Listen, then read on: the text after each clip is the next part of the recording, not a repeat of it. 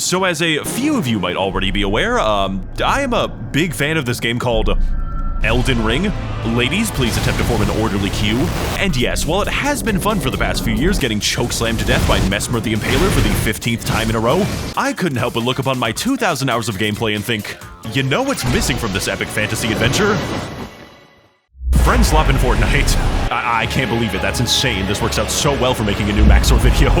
But don't let appearances fool you. What Elden Ring Nightreign actually ended up being for me was the perfect medium to facilitate e-dating on the internet. And I am making this video to explain exactly how that works. Yeah, I think bro hates women. Bro doesn't have a central nervous system. Because more than your skills at dodging, navigation, or maintaining a stable frame rate, absolutely none of that is going to matter if none of the boys have actually purchased the video game, which, as I am apparently told, is one of the requirements on the Steam store. You hate me. I don't hate you, Max. I am playing Nightrain by myself because you hate me. So, left with no other options to play this game with the boys, I was forced to call in the girls. Yo, what's up? Scratched my balls this morning. I'm really sad about my wife leaving me, but it's okay, because, you know, the NHL's coming back. I'll be good. 16 of the girls, actually, and all of them are virtual YouTubers, which, if you didn't know, is basically when you make a career out of pretending to be a cartoon on the internet and your primary audience is usually very lonely men. Also, if any of this seems at all unusual to you, don't worry. I don't know how this became my primary friend group either, but if I have to endure even one more second of white woman daycare, I am going to crash out and kill myself. It is unusual, and it's unusual for a reason. So with all of that qualifying information finally out of the way, let me be the first one to show you why the most important skill to enjoy Elden Ring Nightreign is the ability to speak to women. Did I also mention that this game is really fucking hard? And why this funny soul slop is the perfect place to torture random internet women to death. Also, random internet men sometimes, it's just that I happen to play with a lot of women due to the formation of the psychological complex. Also, I sell energy drinks now. They are 4 cents per serving, 10% off using the link in the description. Fuel this video's insane aesthetic and titled flavors like Doggy Style and BB Apple. I do not know what kind of flavor Plowed and Proud is supposed to be, but I kind of want to buy it now. So before I get into the weeds of my personal experience with this game, you must first understand that Elden Ring Nightreign, Shadow of the entire Earth, because that is how nighttime works, is a game cooked up by 14 Japanese interns with a collective budget of 50 of God's own American cents and an engine that was glued together out of sandpaper and rocks. On my PC! All with the singular, indescribably important goal of making the ultimate high-stakes cooperation friend slop game that is so difficult and obtuse to run by yourself that it will effectively harass the Japanese population into making friends and one day procreating. Because the existence of the term friend slop implies the existence of a friend gem. Meaning, in short, that this game only had the budget for 8 original bosses, and the entire rest of the opposing team is either directly copy and pasted slugs and old people from the previous game, which you may have heard about from the various videos of a famous YouTuber. I had no idea you could be here, dude. That's crazy. It's just like my favorite game, Elden Ring. As well as giving you the opportunity to soy face the funniest reused assets that From Software could afford that day. What summons that? I'm sorry, what? I didn't know this is in the fucking game. Oh my god, I didn't know she was here. Oh my god, just her jump again. I'm gooning. No. I'm gooning right now. I'm actually gooning. Many of which can be kind of difficult sometimes. Oh no! No! Nameless King! Oh! Oh my god, it's my favorite boss! Yeah! I love him! He's gonna kill me! Sir, it is such an honor to meet you. I have always wanted to Sekiro pair you.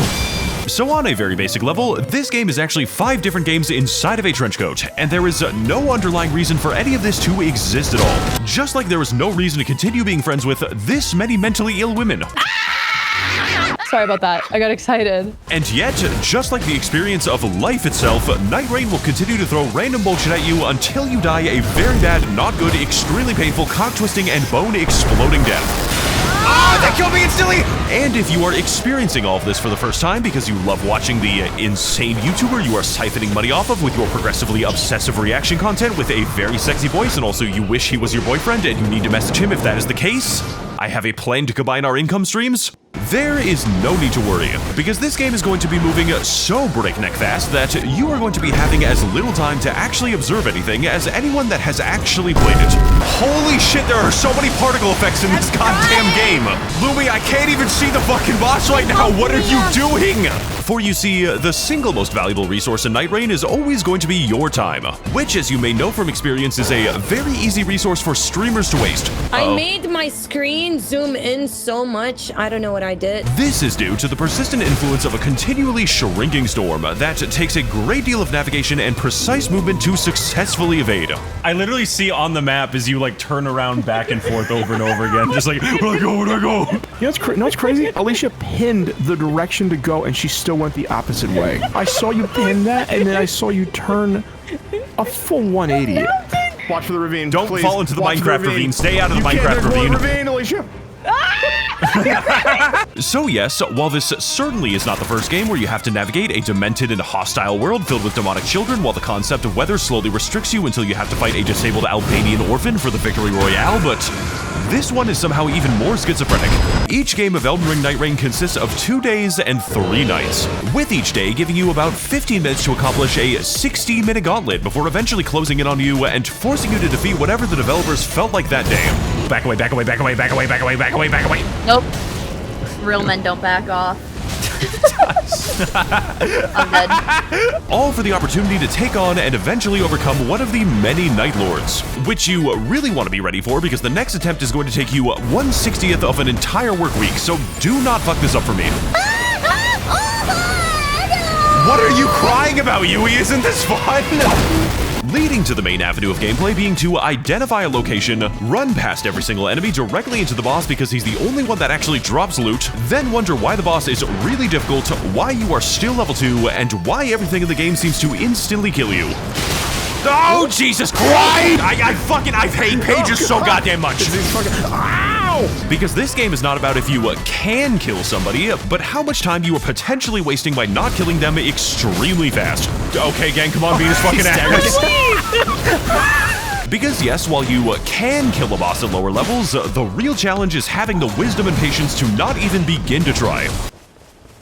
Oh, no, we're not fighting that. We're not fighting that. We're not fighting that. We're not fighting that. Why? Who did? Wait. I want to fight it. He's cracked. He's cracked. Please, let's try We're it once. fighting Let's it? try it once. Listen such a to me. bastard. Oh, he does so much damage. Beat him up. Oh my God, Saru! Run, monster! Run, Sonny! What? So when your teammates start biting off significantly more than they can chew from a boss that was never meant to be killed by humans, if you need me, I'm gonna be in the basement fight really quick. Nope, never mind. No, I'm not. You are going to have to revive them, which is primarily done by beating the shit out of your down teammates with hammers and actually whipping them so fiercely and so intensely that they will become more afraid of your physical abuse than the enemy that they are actually supposed to be fighting. I don't like that I have to whip you guys to get you back up. The whips and chains are a vital part of Elden Ring's boss design, okay? And for those of us who don't have the power to beat off their friends, that is okay. Verbal abuse will also get the job done just as well. Get the fuck up! Get the fuck up! Get the fuck up! Get the fuck up! This leads me to the point that proper communication and teamwork in Nightrign is always going to be more important than any concept of personal skill, which is something that you tend to learn really well after being tied to 2 very heavy anchors, and realizing with an uncomfortable clarity that you will have to negotiate with those anchors in order to drag them kicking and screaming to victory. Which is why when the castle happens to spawn the gigantic artillery trolls, we respectfully communicate to the Vtubers that they are no longer allowed to go there at night. This place about to blow. Ow! Fucking asshole.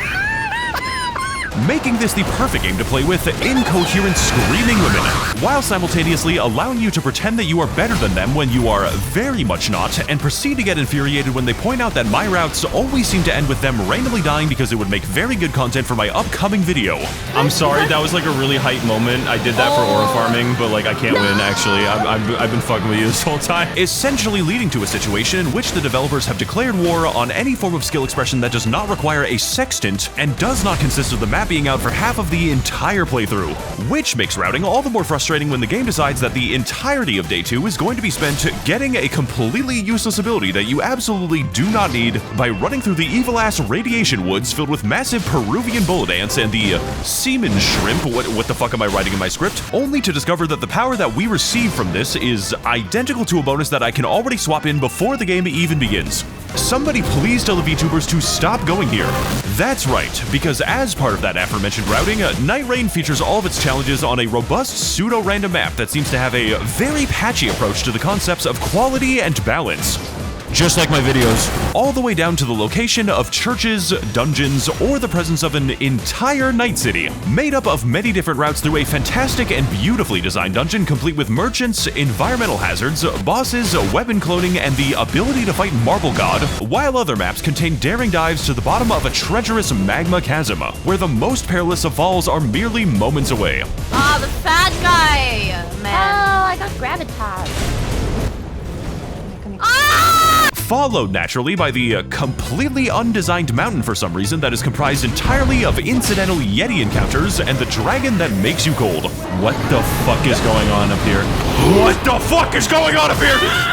Run away now. We're not killing this guy. Run away now. No. So anyways, I tried to run away from him and it didn't work out. Fucking no, wait, no, it's another one.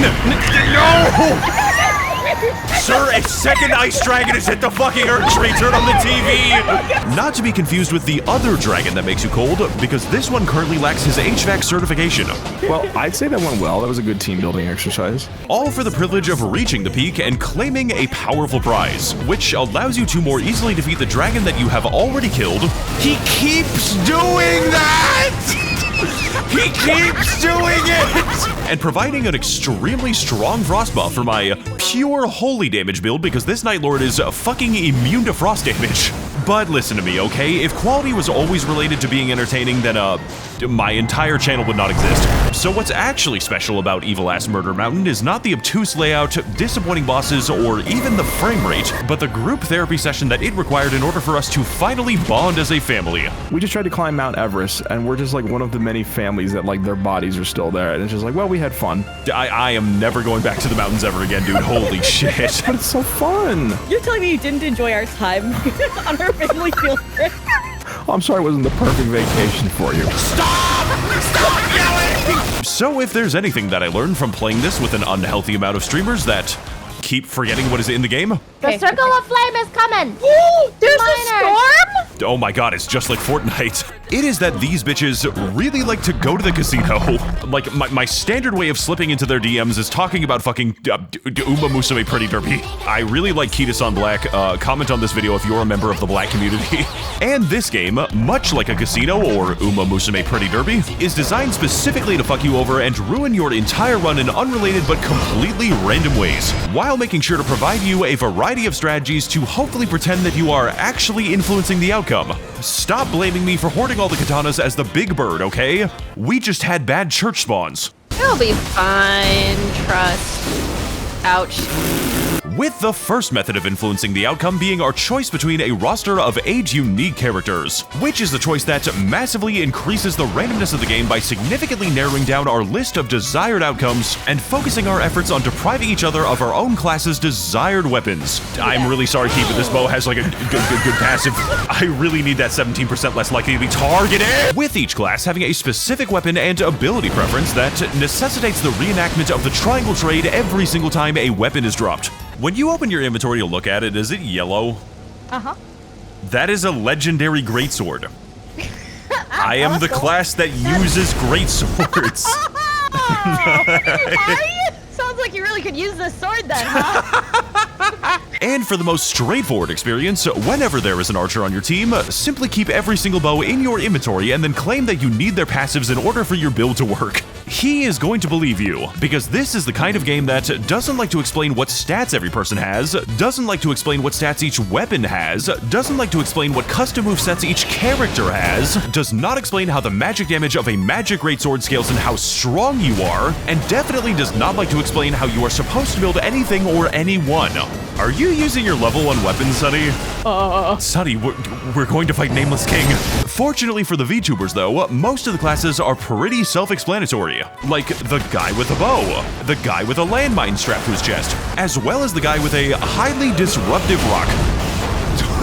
Okay. What have you done to the boss? Who, every time he summons that rock, screams like Skylar just misplaced the money he had stored and he is currently having issues locating it. And also, a hawk too. While some other classes are either extremely difficult to execute, provide negative synergy, or are complete nightmares to actually build and play. such as in the case of this stupid little bitch, who is a faith-based summoner class in a game where absolutely no melee weapons actually scale with that, because I strongly believe that this game is bullshit, and spends about half of the entire game waiting for her summons to actually attack the enemy. Oh my god, this motherfucker killed Sans! Go, my stupid shud son!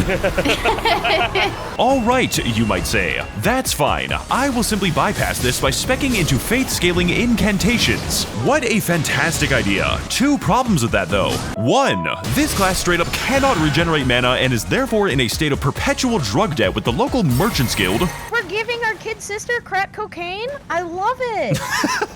And two, it is fucking impossible to get even a single decent talisman drop even once, meaning the optimal playstyle on Revenant is to literally upgrade your starting weapon by going cave diving into Devil's Ass Crack, then spend the rest of the entire game rolling for a talisman by running between a series of miniature casinos, each complete with their very own Indian burial grounds, turning me into a literal beggar who will go around asking people for spare change and diverting the entire team's route through the map so I can continually gamble more. I really hope you didn't have anywhere that you needed to be today. Mother, help!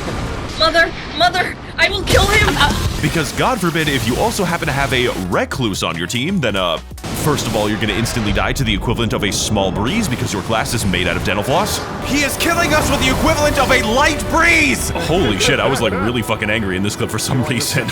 And second, gambling on the correct kind of spell staff is going to be the least of your team's worries now, because the gambling has become henceforth inescapable in all of the moment-to-moment gameplay. You see, Recluse has the power to create a wide selection of unique spells, all based on the last damage type that your team happened to inflict on the enemy that day. Meaning that if you wanted to study and utilize your 14 different spell combinations in order to maximize your DPS and team buffs, that is too fucking bad, as I am already playing Duchess with a holy damage dagger, and whether you like it or not, the only spells that you can now cast will also happen to buff me. Good luck being killed by the next bee sting we come across. I'm gonna be greedy. I'm gonna be greedy as fuck. Greed is good. Greed is good. Nope. No. But for those of us who prefer a playstyle that does not depend on the damage types of my two pet lobotomites, Okay, nice. Stab it in the ass. Punch it in the butthole. Stabbing its ass. In the fucking butthole. now imagine that these two are in charge of your spells.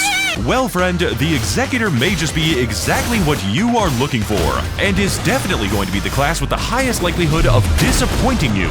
This is the funny parry guy who can completely negate the damage of, among other things, the ceiling, nuclear weapons, holes being torn through the entire universe, and basically anything, as long as you do not make even a single mistake with a parry window that lasts for 1/10 of God's own American seconds. I am deflecting the fucking spears that come out of the ground. Wow, you might say. That sounds like a really powerful class to play. Provided, of course, that the parry stance was definitely not an objective loss of DPS, since it would be pretty crazy if the Executor scaled primarily in the status effect stat, only for his main ability to neither do any bleed nor any poison, because I would theoretically crash the fuck out if that was hypothetically the case.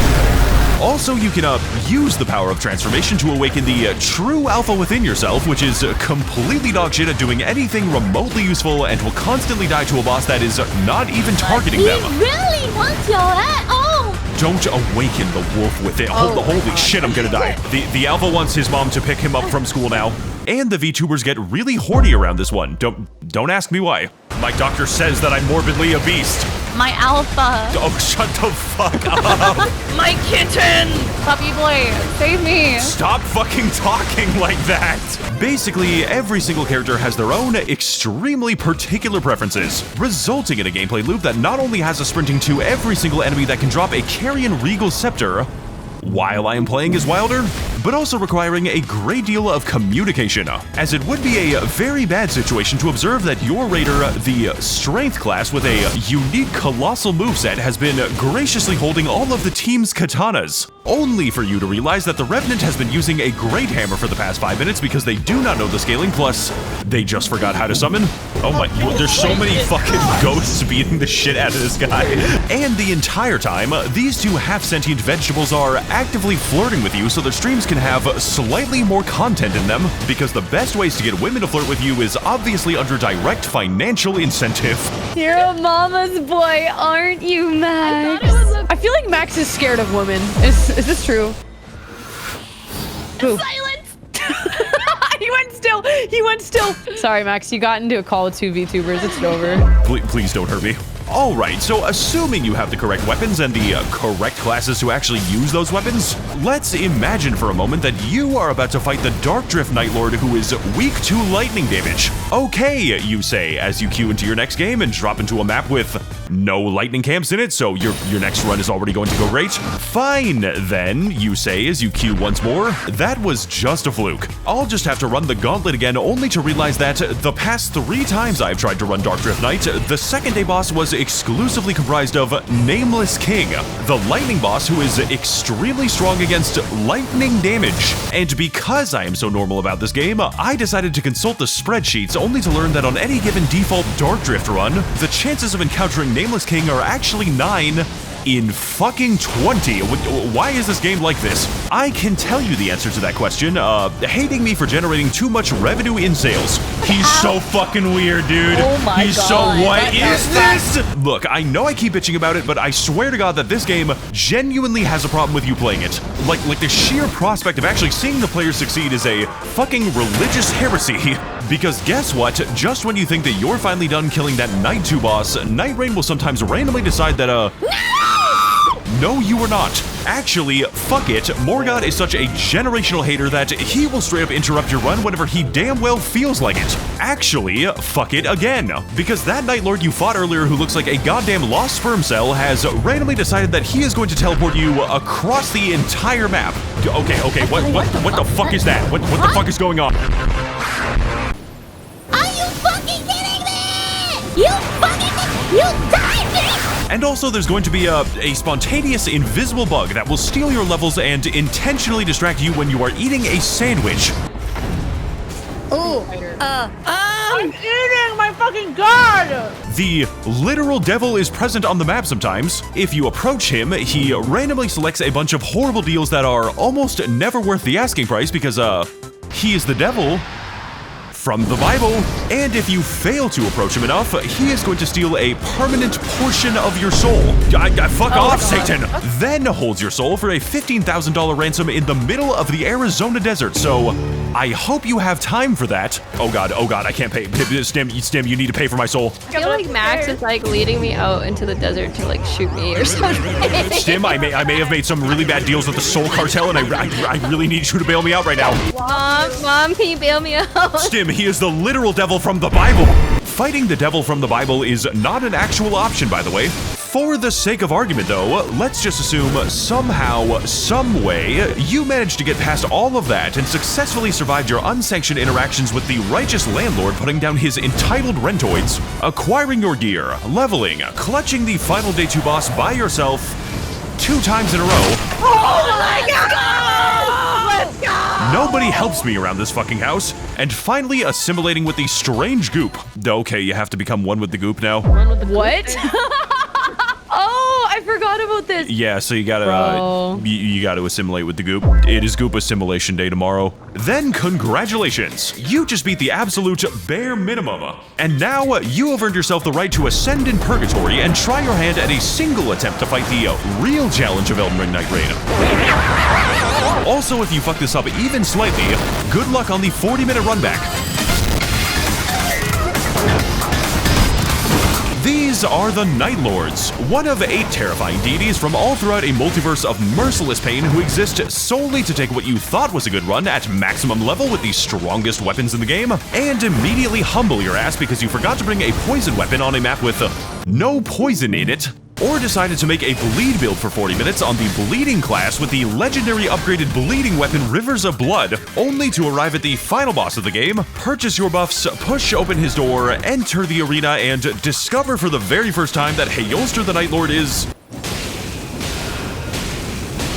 apparently immune to bleeding. Also, he's opening a portal to the poison dimension now, with each Nightlord testing both your capability to discern information when placed inside of a tumble dryer, as well as your mastery over their own unique aspect of Elden Ring's gameplay.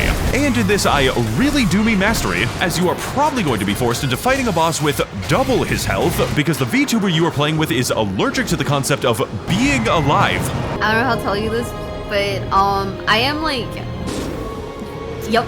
Also keep in mind that I am going to be talking about the secret hard mode versions of these bosses too, because I would quietly queue for them while the VTubers weren't looking and gleefully observed as they immediately shit themselves. Whoa, it's a dragon!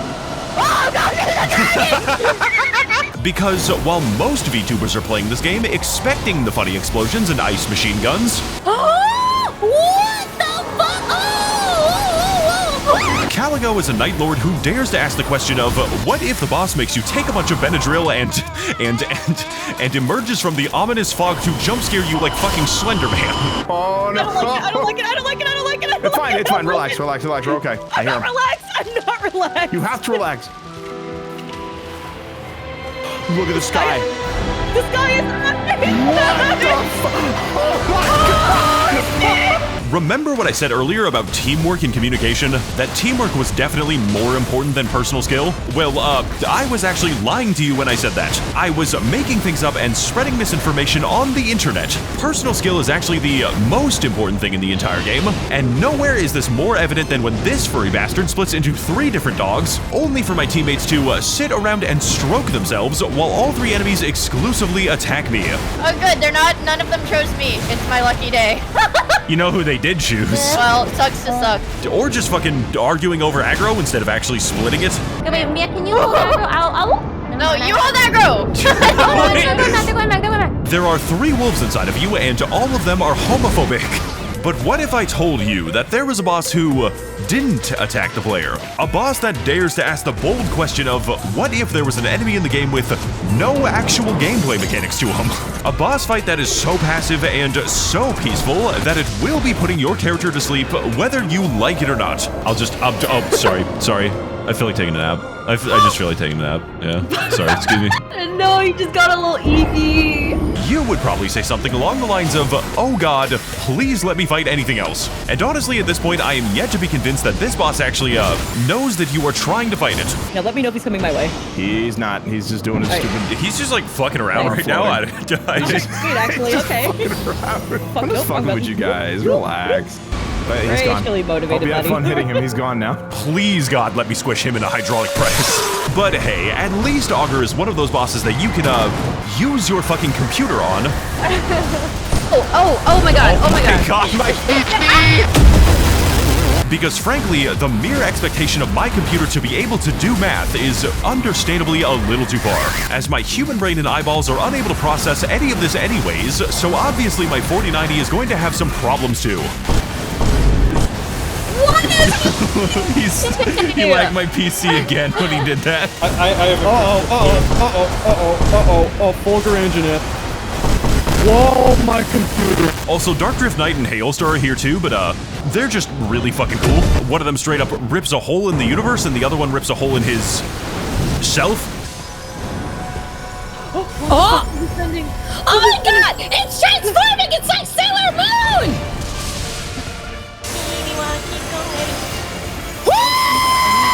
Seriously, what the fuck is with these guys' moves? Jesus Christ, why is it like this?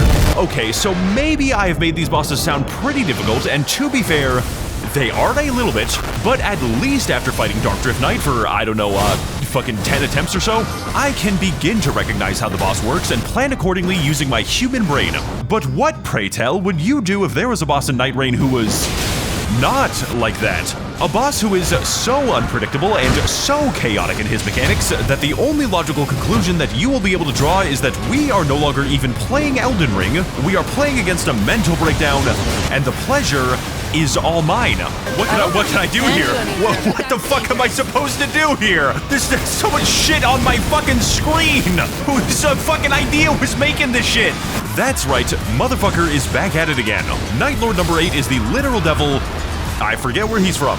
Here once again, starting off every boss fight by offering you even more shit-ass useless deals. Except in the case of taking eventual greatness, which is significantly worse than useless, because it halves your health for an entire 2 minutes, and let me tell you right now, the devil from the undisclosed location does not need more than 2 minutes to kill you.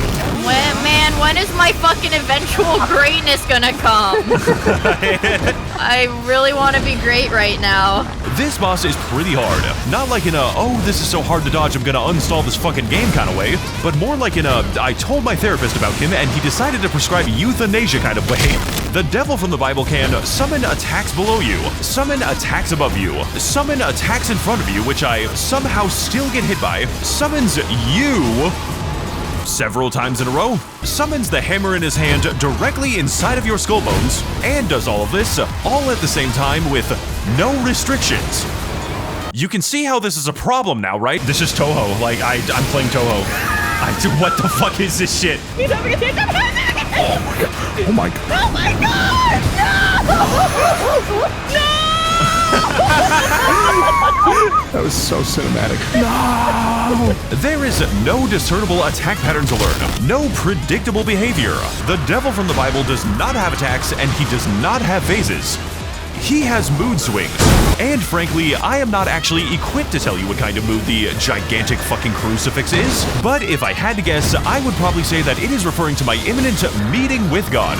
Why are there so many summons? What the fuck did he just do?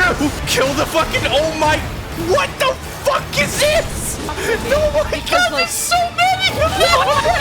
How are there this many? Why are there this many summons? So basically that's what happened in the video, and I liked fooling around with lots of women. Please don't actually insinuate that I'm dating any of them.